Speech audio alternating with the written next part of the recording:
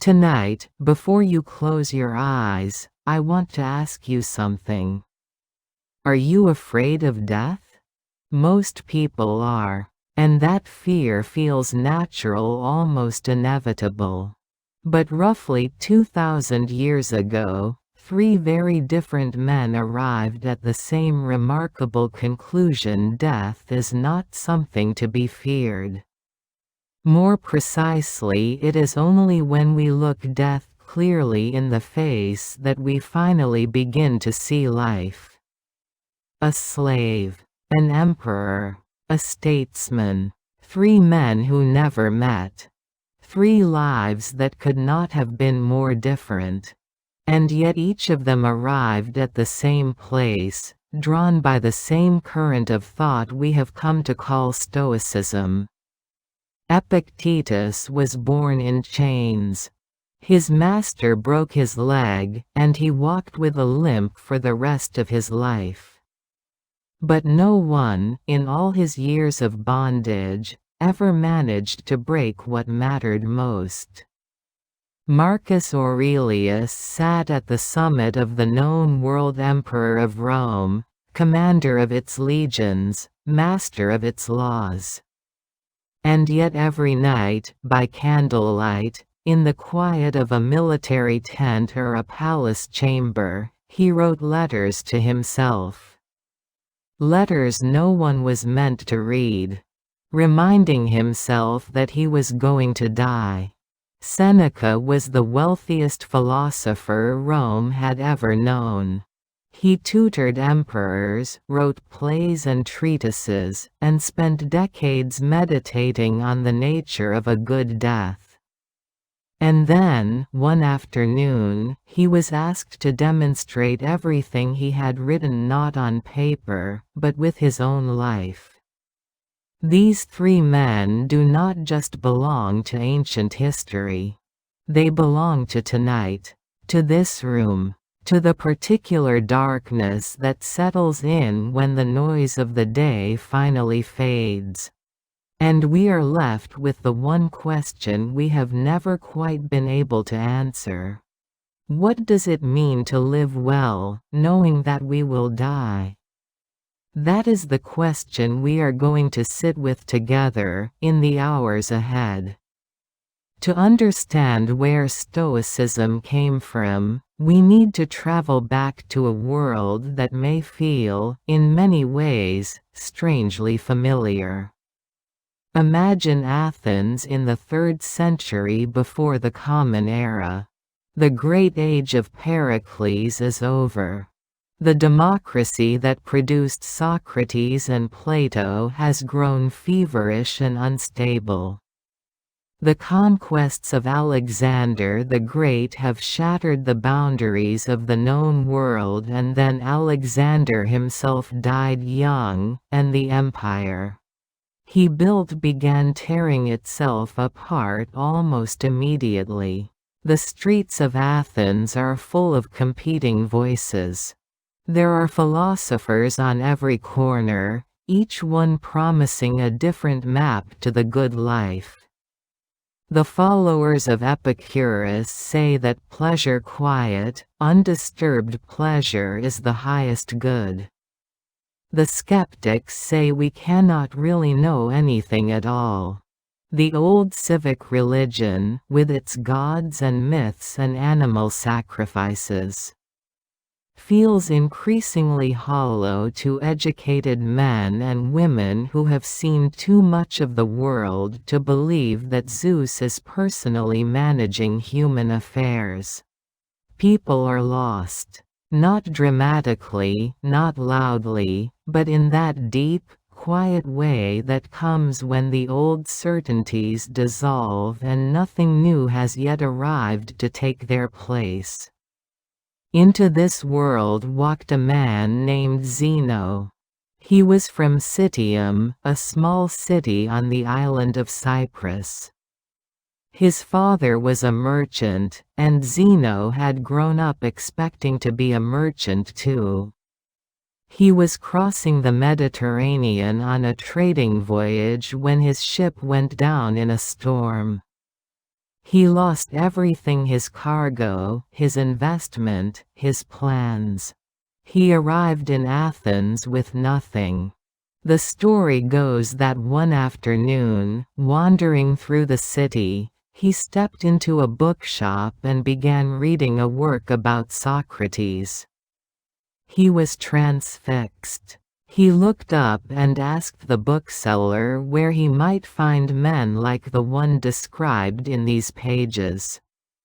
The bookseller looked out the window, pointed to a philosopher passing in the street, and said simply, "Follow him."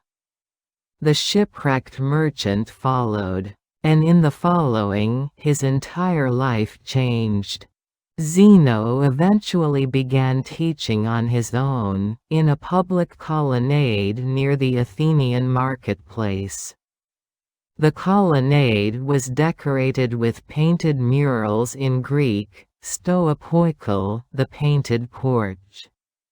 That is where the word Stoicism comes from.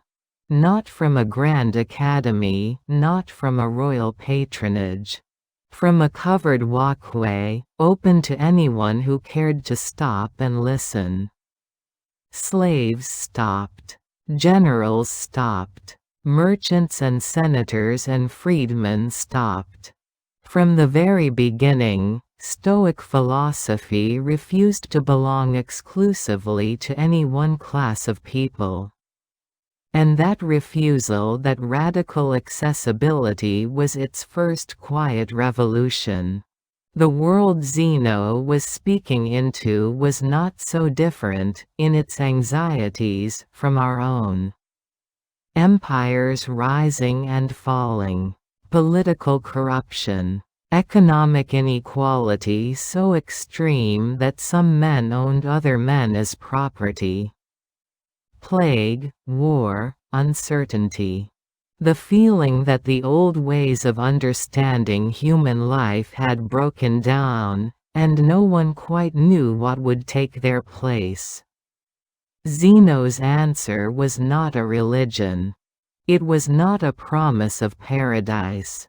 It was something harder and more durable than either a method. A set of practices for learning how to live in a world you cannot control and how to die without having wasted the one life you were given. Of the three great Stoics we will travel with tonight, Epictetus is the one whose biography should, by any reasonable measure, have produced not a philosopher but a broken man. He was born around the year 50 of the Common Era, in Hierapolis, a city in what is now western Turkey. Known even then for its hot springs and its bustling commercial life. His mother was a slave. Under Roman law, that meant he was a slave too, from the moment he drew his first breath. He had no name in the official sense. Epictetus, as simply the Greek word for acquired, a label rather than an identity. He was, in the eyes of Roman law, a piece of property. At some point in his early years, he was sold to a man named Epaphroditus, who served as a secretary to the Emperor Nero. This meant that the young Epictetus found himself transported to the very center of Roman power, the palace, the court, the gilded machinery of empire. He would have seen extraordinary wealth and extraordinary cruelty, sometimes in the same afternoon. The story of his leg has come down through the centuries in various forms, but the core of it is always the same. His master, perhaps on a whim, perhaps to prove a point, began to twist Epictetus's leg. "You are going to break it," Epictetus said, quietly, without alarm. The master continued. "The bone snapped." "I told you so," Epictetus said. Calm. Composed. No rage. No tears. Was this performance? Was it dissociation? Was it something else entirely? Epictetus spent the rest of his life answering that question. He was eventually freed how, we do not know for certain, and he began to teach. He never wrote anything himself.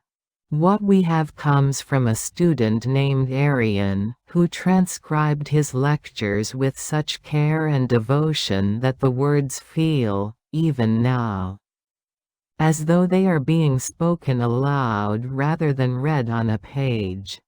The collection is called the Discourses.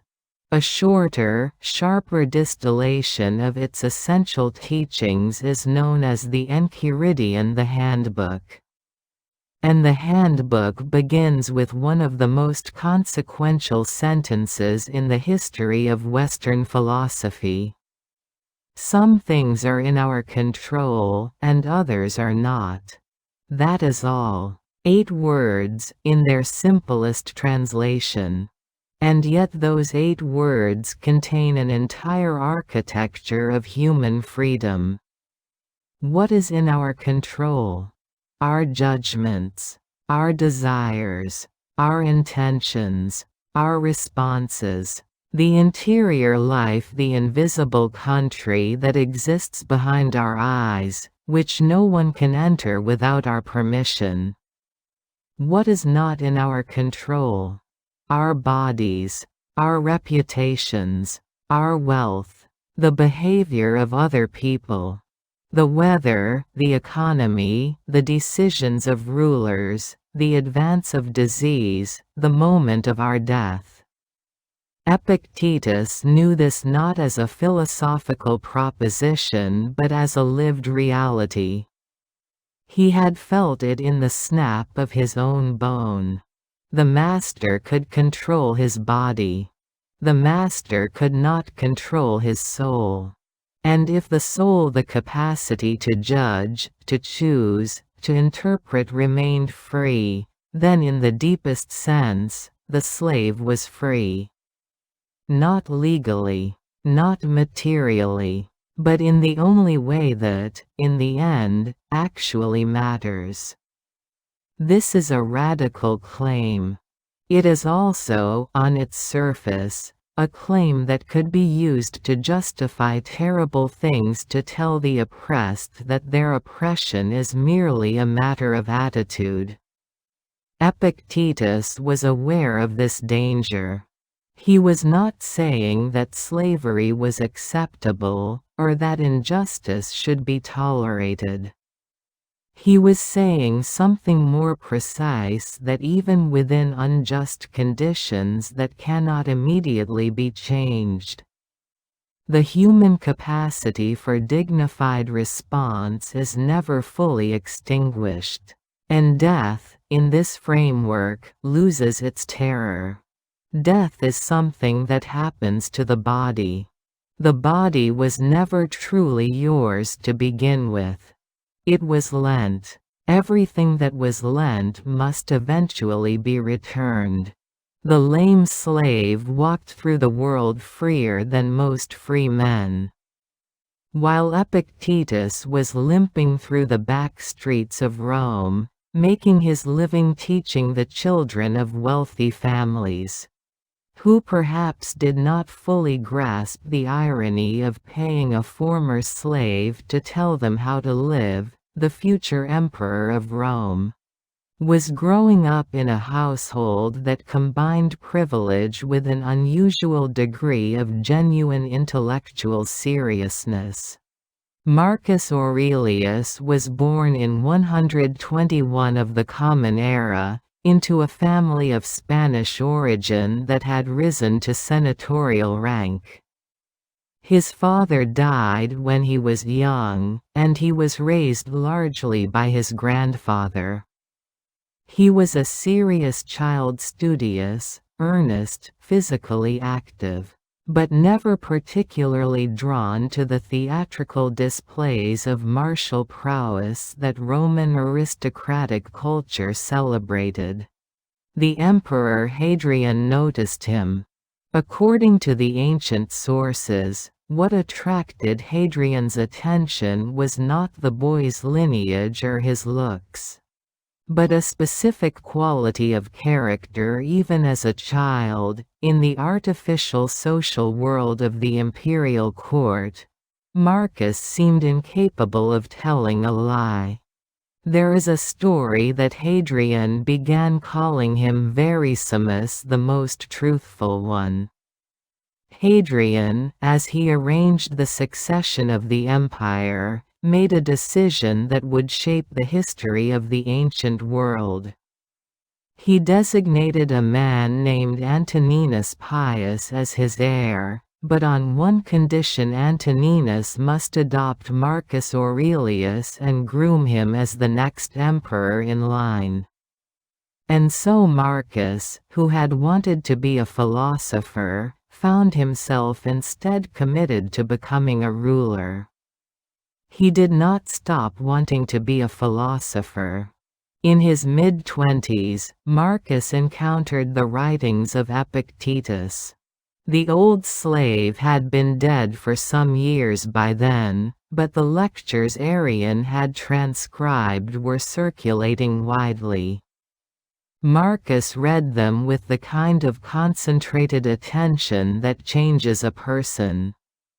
Here, in the words of a man who had been legally owned by another human being, the young heir to the Roman Empire found something that all his formal education had not quite managed to give him: a way of understanding what was actually happening inside him, and what to do about it.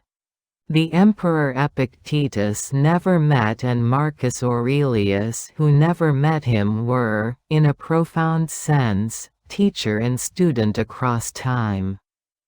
Marcus became emperor in 161. He would reign for nearly 2 decades, through some of the most difficult years Rome had known: the Antonine Plague, which killed millions near constant warfare along the northern frontier, where Germanic tribes pressed against the borders of the empire with increasing force. Internal rebellions and administrative crises that would have exhausted a lesser mind. And through all of it, he wrote. Not for publication, not for posterity. He wrote for himself, in Greek, which was the language of philosophy and intimate thought, as opposed to Latin, which was the language of law and power. The work we know as the Meditations was, in its original form, simply a private journal. A series of notes and reminders that he left for himself, apparently burning them in the morning and beginning again each day. In those pages, death appears on nearly every page. Not morbidly, not with self-pity, but with the insistence of a man who has decided that if he does not keep reminding himself of his mortality, he will forget it, and forgetting it will make him less capable of living well. Think of yourself as dead, he writes. You have lived your life. Now take what's left and live it properly. Alexander the Great and his mule driver both died, and the same thing happened to both. You could leave life right now. Let that determine what you do and say and think. These are not the words of a man in despair. They are the words of a man using death as a tool, a kind of whetstone against which to sharpen the urgency of the present moment. The most powerful man in the world spent his nights reminding himself that he was going to die. And it made him, by most accounts, a better man. And then there is Seneca. Lucius Annaeus Seneca. The most complicated of the three, and in some ways the most human. He was born around the year 4 of the Common Era in Corduba, in the Roman province of Hispania, the city we now call Córdoba, in southern Spain. His father was a celebrated rhetorician. Seneca inherited the gift of language and developed it into something close to genius. He moved to Rome, studied philosophy and rhetoric, entered public life, and began writing plays and essays and letters that displayed a mind of almost frightening clarity. He was also chronically ill. From his early years, he suffered from what sounds, in his own descriptions, like severe asthma or tuberculosis. Episodes in which he felt that he was rehearsing death, as he put it, because breathing itself had become a kind of struggle. This intimate acquaintance with physical suffering drove him toward philosophy the way shipwreck had driven Zeno. Not as a luxury or an intellectual game, but as a necessity. And then, in middle age, he was exiled. The Emperor Claudius prompted, it seems, by accusations of a romantic involvement with one of the imperial women, accusations that may or may not have been politically fabricated, banished Seneca to the island of Corsica. 8 years. The rocky, windswept, beautiful and utterly desolate Mediterranean island was as far from the center of power as Roman geography allowed. In Corsica, Seneca wrote.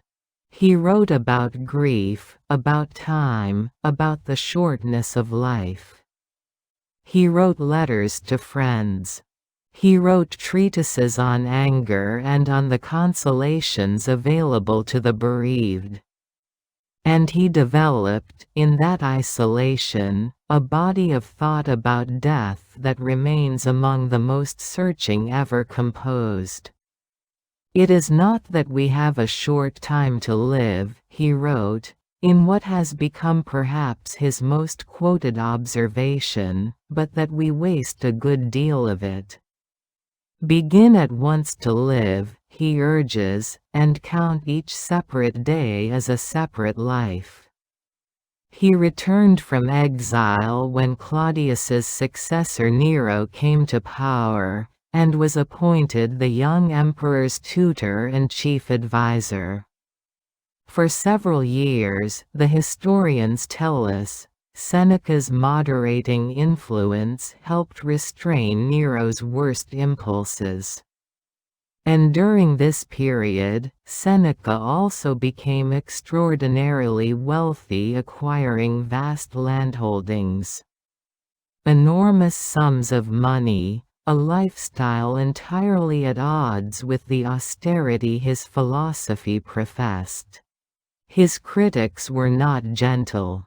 The philosopher who preached the worthlessness of material goods while living in a palace, the Stoic sage, who spent his days surrounded by the very attachments he claimed the wise man should cultivate without clinging to, was a target too obvious to ignore.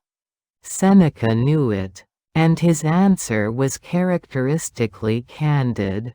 "I am not a wise man," he admitted, "nor shall I ever be.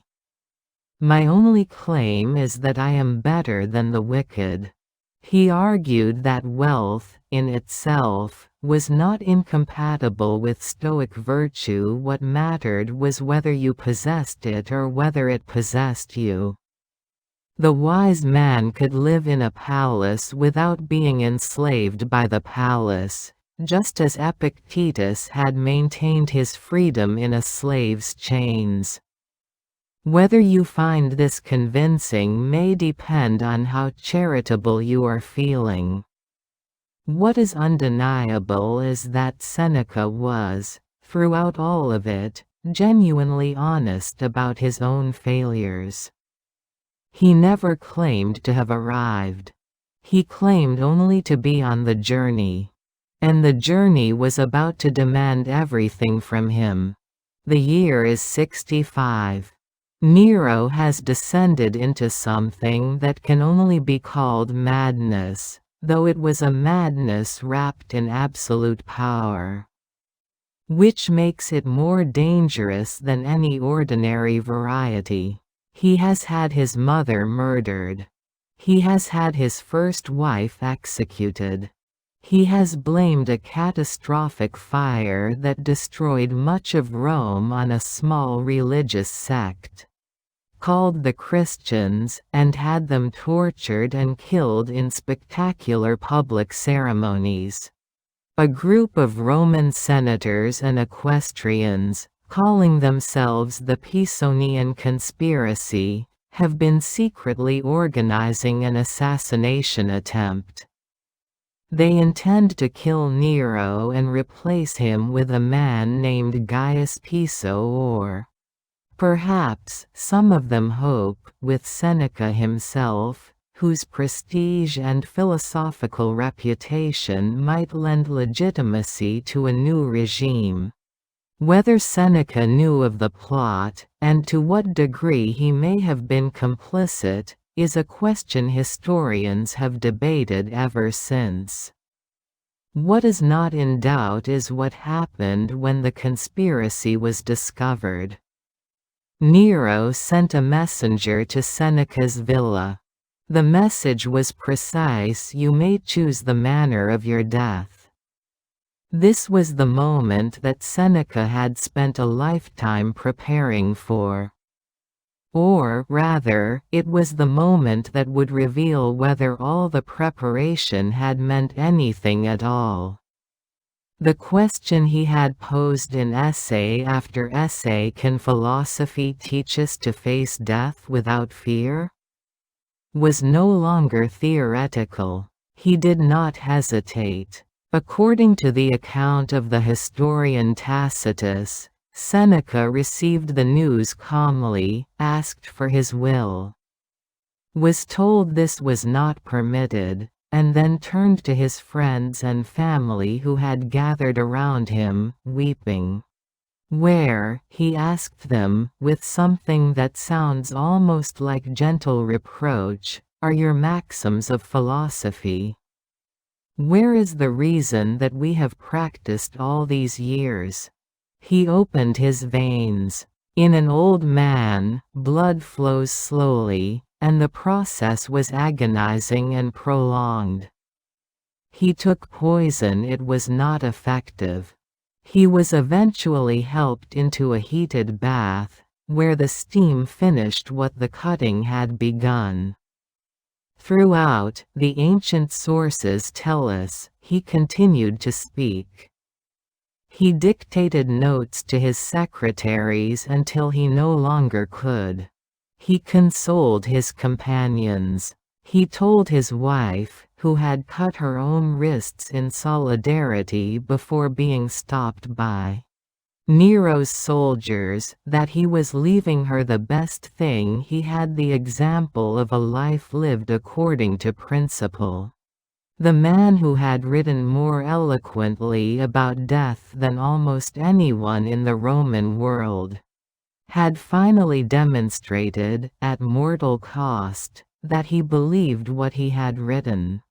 Philosophy, in that bathroom, passed its hardest examination. So what exactly did these three men believe about death? And why does it still matter? The Stoics were not offering comfort in the conventional sense. They were not promising that death leads somewhere beautiful. They were not suggesting that grief is inappropriate, or that the loss of people we love is anything other than devastating. They were doing something harder and, I would argue, more genuinely helpful. They were trying to change our relationship to the fact of mortality itself. The central Stoic move, and it is a move that requires practice. Not just intellectual agreement, is to separate what happens from what we think about what happens. Death is an event. Our terror of death is not the event itself, it is a story we tell ourselves about the event. And stories, unlike events, can be examined, questioned, and, with effort, rewritten. Epictetus puts it bluntly, men are disturbed not by things, but by their opinions about things. Death does not disturb us. Our conviction that death is bad, terrible, the worst thing that could happen, that conviction disturbs us. And that conviction, unlike death itself, is something we can work on. Marcus Aurelius approached the same truth from a different angle. He was fascinated by the way that time reduces all human distinctions to nothing. The great conquerors and the unknown servants end up in the same place. The civilizations that seemed eternal, Egypt, Persia, Greece, have either vanished or changed beyond recognition. Rome itself will not last forever. Nothing does. And this, Marcus insists, is not a cause for despair. It is a cause for perspective. If nothing lasts, then what does our clinging and our grasping and our terror actually accomplish? We spend our energy fighting against something as inevitable as the turning of seasons. That energy, redirected toward living with full attention and genuine purpose, could change everything. And then there is the practice that Seneca articulated most memorably, and that has come down to us under its Latin name memento mori. Remember that you will die. This sounds, at first, like the kind of thing engraved over the gates of a cemetery. But the Stoics meant it as a daily exercise, a kind of mental discipline not unlike the physical exercise an athlete performs to stay sharp. Each morning, or each evening, you call death to mind deliberately. Not to wallow in it. Not to become morbid. But to use the consciousness of death as a lens that clarifies what actually matters. The ancient Romans, according to some accounts, formalized this practice in a striking way. When a general returned to Rome victorious, riding in a chariot through streets lined with cheering crowds, with captives and treasure displayed in his wake, a slave rode beside him in the chariot and whispered in his ear, over and over, the same two words, memento mori. Remember you will die. At the peak of triumph. At the moment of maximum glory and public acclaim. Someone was assigned to puncture the illusion of permanence. The Stoics also practiced what we might call negative visualization, the deliberate imagination of loss. Imagine that the person you love most is not here tomorrow. Imagine that the home you have built is gone. Imagine that your health, which feels today like something permanent and automatic, is taken from you next month. This is not pessimism. This is not morbidity. This is, strangely and counterintuitively, a practice of gratitude. Because when we truly imagine losing what we have, we are forced to recognize what we actually have. The coffee that is too hot, the traffic that is too slow, the colleague who is too annoying, these become inconveniences rather than catastrophes. And the people we love, the body that still carries us, the small ordinary pleasures of an ordinary day.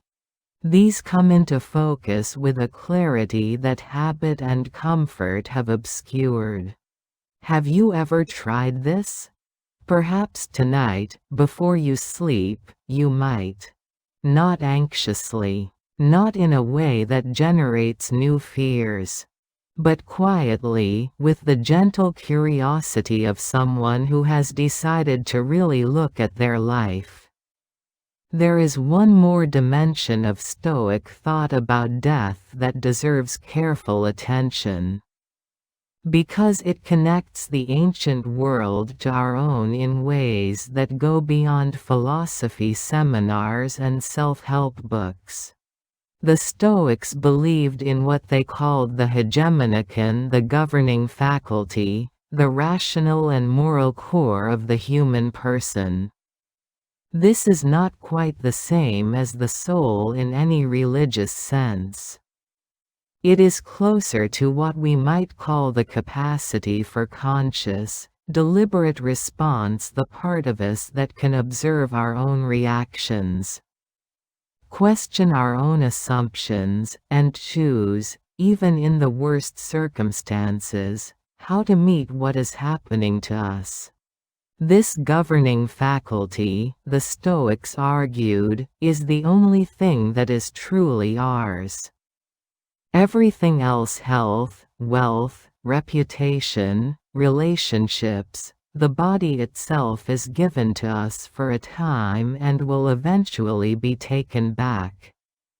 The Stoics used the word prokathekanta, preferred indifference, for the things we naturally and rightly pursue: good health, loving relationships, financial security, while acknowledging that none of them is, in the deepest sense, truly necessary for a good life. This is a hard teaching. It is not a teaching that comes naturally to most of us. We are built, it seems, to attach, to cling, to experience the prospect of loss as something close to annihilation. But the Stoics ask us to consider what happens when that clinging becomes the center of our existence. When we organize our entire lives around the preservation of things we cannot, in the end, preserve. When we spend our days in a kind of low-grade terror about the loss of what we have, rather than in genuine engagement with what is actually here, right now, asking to be lived. Epictetus, who had nothing that could be taken because everything had already been taken, understood this most clearly. From the very bottom of the social world, he looked up and saw men who owned everything and were owned by what they owned. Marcus Aurelius, from the very top, looked down and saw the same thing. All his power, all his wealth, all the adulation of the Roman world, and every night he wrote to himself, "You are going to die." Do not let that fact terrify you. Let it clarify you. And Seneca, who had more than almost anyone, spent his life trying to hold his possessions lightly. And then, at the end, demonstrated that he could. 2,000 years later, these three lives are still speaking. It is not coincidental that the most influential therapeutic approach of the 20th century, cognitive behavioral therapy, developed by Aaron Beck and Albert Ellis, drew explicitly on Epictetan philosophy. The core insight of CBT is precisely the Stoic insight: it is not events that cause our emotional disturbance, but our interpretations of events. And our interpretations, unlike the events themselves, are things we can examine and change. Nor is it coincidental that memento mori has quietly re-entered popular culture in recent decades. Death cafes, community gatherings where strangers come together simply to talk about mortality over tea and cake, have spread to dozens of countries. The palliative care movement has pioneered ways of helping the dying approach their final weeks with clarity and even peace. Therapists working with patients who have received serious diagnoses report, consistently, that patients who are able to integrate the reality of their mortality into their daily consciousness often discover a quality of presence, a vividness of attention and appreciation that those in perfect health rarely achieve. The athlete who rehearses failure, so that if it comes it does not destroy her. The executive who imagines the worst outcome, so that he can make decisions free from the distorting influence of fear.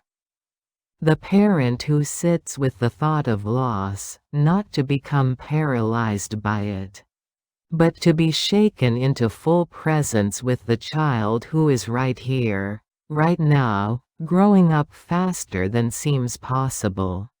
All of these, in their different ways, are practicing what Zeno began under that painted colonnade in Athens. What Epictetus refined in the crucible of his own enslavement. What Marcus Aurelius wrote out by candlelight on the edge of the barbarian world. What Seneca demonstrated, at the last, in the steam of his own dying. What holds this philosophy together across so many centuries, and so many different circumstances, is not the particular arguments, though the arguments are good, but the underlying conviction. The conviction that human beings are capable of something that the rest of the natural world is not. We can be conscious of our own mortality, and we can choose how to respond to that consciousness. We cannot choose whether we die. We can choose, within the limits that life places on us, how we live. We can choose, within those same limits, who we are in our dying. That is the Stoic invitation. Not to be unafraid of death. Necessarily fear is a natural response, and the Stoics were not in the business of asking us to pretend we are not human. But to hold our fear without being defined by it. To look clearly at what we cannot change, and to spend our energy instead on what we can, the quality of our attention, the depth of our relationships. The integrity of our choices, the richness of each hour we are given. Perfection of character, Marcus Aurelius wrote, in one of the most quietly luminous sentences in the Meditations, is this: to live each day as if it were your last, without frenzy, without apathy, without pretense. Each day as if it were your last, but without frenzy. That is the key. Not the reckless urgency of someone who has decided that the rules no longer apply. But the calm, attentive, grateful presence of someone who knows, clearly and without flinching, that this is not a rehearsal. Epictetus died in freedom, whatever freedom meant in the 2nd century Roman world. He had a school, students who revered him, a life that bore witness to everything he had taught. Marcus Aurelius died on campaign, in the north, at the edge of the empire he had spent 2 decades defending. His last coherent words, according to some accounts, were spoken to an officer who asked for orders. "Go to the rising sun," he is said to have replied, "for I am already setting." He was 58 years old. Seneca died in a bath, dictating to his secretaries, consoling his weeping friends, converting, in his final hour, every word he had ever written into something that was no longer literature but life. 3 deaths. 3 demonstrations. And what they demonstrate, taken together, is not that death is easy. It is not. It is not that grief and loss are illusions to be philosophized away. They are not. It is something more subtle, and in some ways more demanding that the way we think about death shapes the way we live. That a life lived in clear-eyed awareness of its own finitude is a different kind of life, sharper, more present, more genuinely alive than a life spent in the comfortable avoidance of the one fact we all share. You and I will die. Everyone we love will die. Everything we build will eventually come apart. The world will go on, and then the world too will end. And right now, in this moment, you are here. That is an extraordinary thing. The Stoics thought it was worth noticing. Tonight, before you sleep, perhaps you might simply notice it. Not with fear. Not with the frenetic urgency of someone who has realized they are running out of time. But with the quiet, clear, generous attention of someone who has decided to be awake to what is actually here. That is the Stoic gift. Not the absence of fear. The presence of mind. Our next journey will take us to another ancient wisdom, another life lived in the shadow of great questions. Another voice reaching across centuries to ask us something we might not have thought to ask ourselves. Until then, sleep well. And remember, in this moment, you are alive. If this conversation has meant something to you, please consider subscribing and leaving a like. Tell us in the comments, what does the idea of memento mori bring up for you? Your words, your questions, your stories, they are the seeds of everything that comes next.